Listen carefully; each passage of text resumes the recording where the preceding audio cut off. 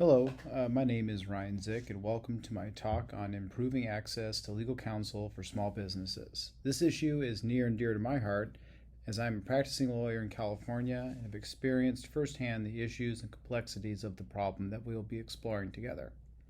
This talk will first describe the problem that we are seeking to address, followed by an explanation of the legal issues facing businesses and what these businesses need from legal counsel. We will then explore why law firms have failed to meet these needs and causes of the same. I will propose two solutions to the issue and explain how these problems will be implemented and evaluated. We will conclude with a brief summary. Let's get started. According to the U.S. Small Business Administration, 99.9% of all businesses in the United States are small businesses.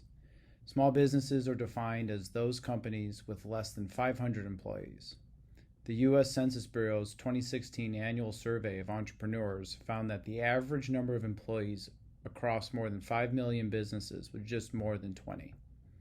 Nationally, there's estimated to be about 30.2 million small businesses employing 47.5% of the overall workforce.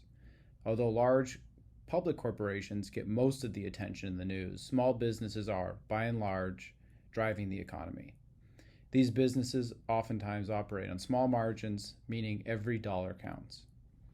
Even though these businesses are important and comprise the vast majority of businesses in the United States, law firms have grossly failed to meet the legal needs of these businesses in providing affordable, efficient, and relational counsel. This must change. In this talk, we will address how law firms can increase access to and provide better and efficient legal counsel for these business clients.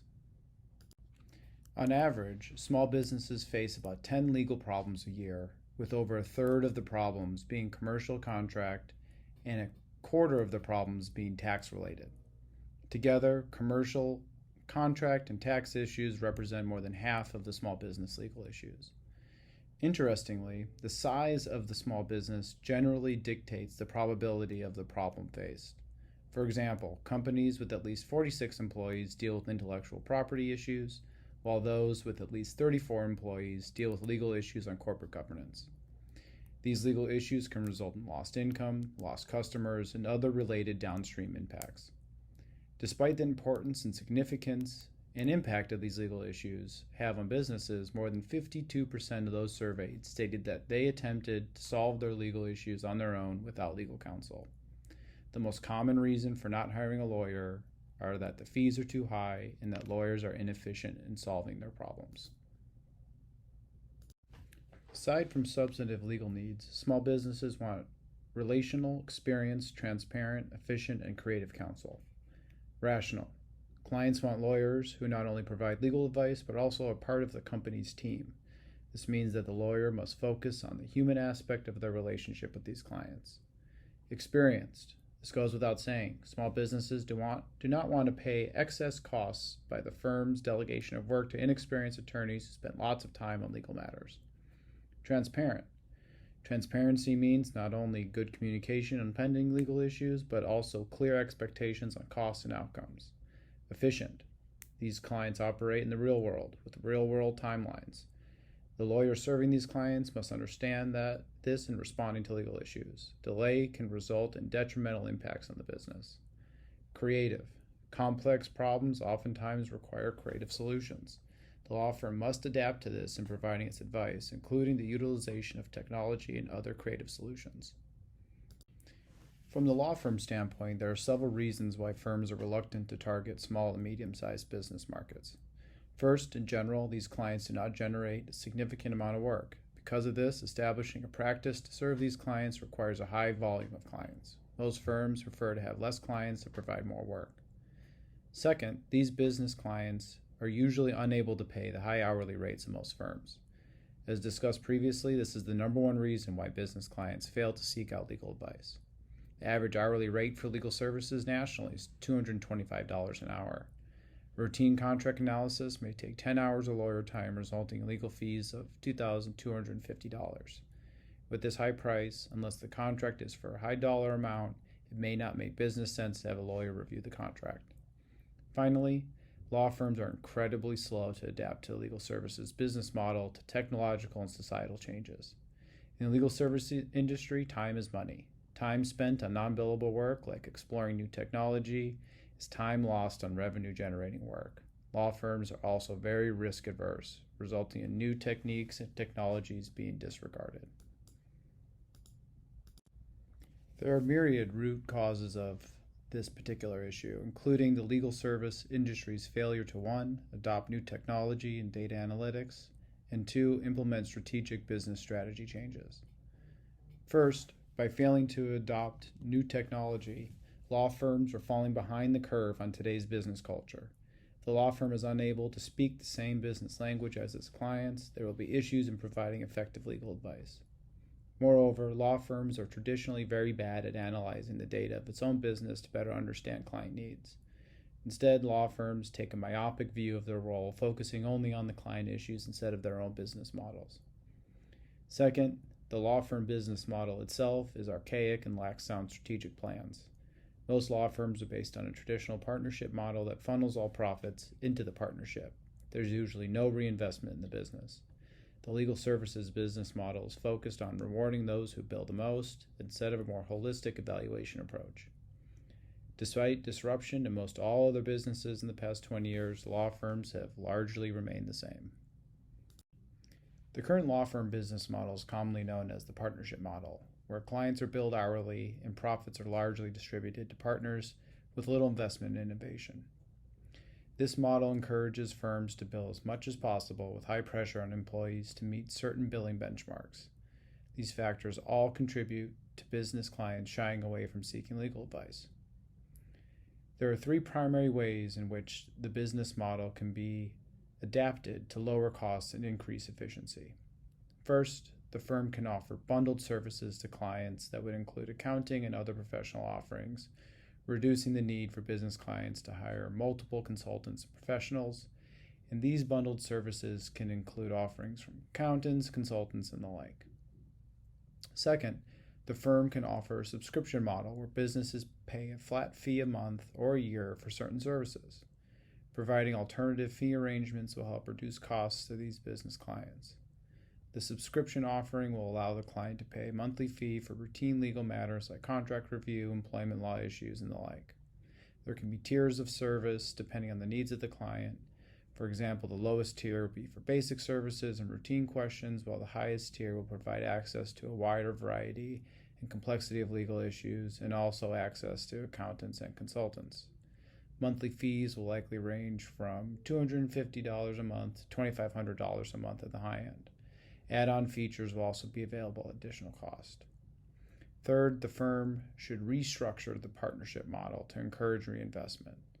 Traditionally, law firms employ new lawyers, called associates, to work long hours on matters, billing hourly for their services. This model incentivizes high billing and increased costs to clients. This model can be reformed by reducing the need for high numbers of associates and replacing their work with technological solutions discussed later in this talk. Additionally, most law firms are structured as partnerships, as discussed earlier, where profits are distributed to the partners. This is a disincentive to reinvestment. Reforming the corporate model to reflect more traditional corporations would allow for more reinvestment, which will decrease costs. These changes could have a dramatic impact on increasing access to counsel. Only 1/4 of law firms surveyed have any formal way of measuring the value of legal technology. Moreover, according to a recent report, 36% of corporate clients are considering replacing their legal counsel because of the firm's slow adoption of new technology. Incorporating new technology like automated databases of form documents, artificial intelligence implementation, client service, portals, and data analytics can all greatly reduce costs and increase access to legal counsel by business clients. For example, the law firm can create online client portals, include ready-to-use forms that business clients can use without having to speak with a lawyer. The firm can make these offerings available through a subscription model that is customized for the business's needs. The more automation that the firm can incorporate, the less fees will be charged to the client, resulting in more open access to counsel. The same is true for implementing artificial intelligence into the legal services business model. There are myriad products on the market currently like Canra by Casetext, Westlaw Edge, and LexCheck. These artificial intelligence products help with legal research, internal human resource needs, and automated transactional document assistance.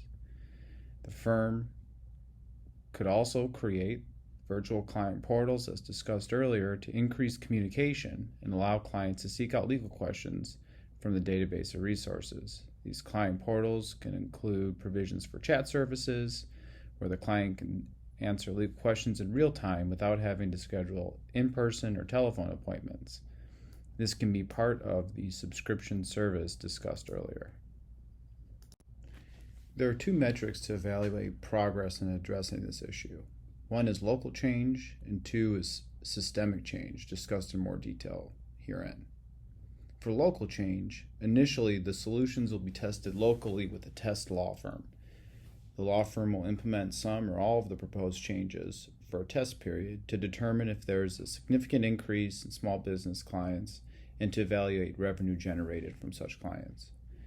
For local change, there are two groups of clients that must be addressed: current clients and new clients. For current clients, the key to retaining these clients is clear communication. Because many of these clients are used to the traditional hourly fee billing model, it will be critically important to communicate the benefits of the new alternative fee arrangements and the incorporation of new technology packages.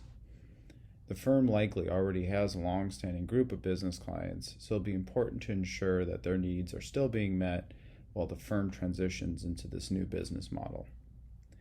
The firm should not abandon the current fee arrangements, and the new and existing clients should be given the opportunity to utilize legal services under the existing business model. However, care should be taken to ensure that the current clients are fully informed on the benefits of these new projects. For new clients, there will be a need for a strong push to retain business clients. These relationships can be grown through existing client relationships and through marketing and networking. Because the success of alternative fee arrangements will be largely driven by volume, the firm will be required to aggressively seek out new business clients for the program to be successful. The retention of new clients will be based on client satisfaction likely. The more often the client receives timely and accurate legal advice, the more likely the client will be obligated to continue to subscribe to the service or retain the firm. One other way to retain clients is to offer limited time discounts on the new products.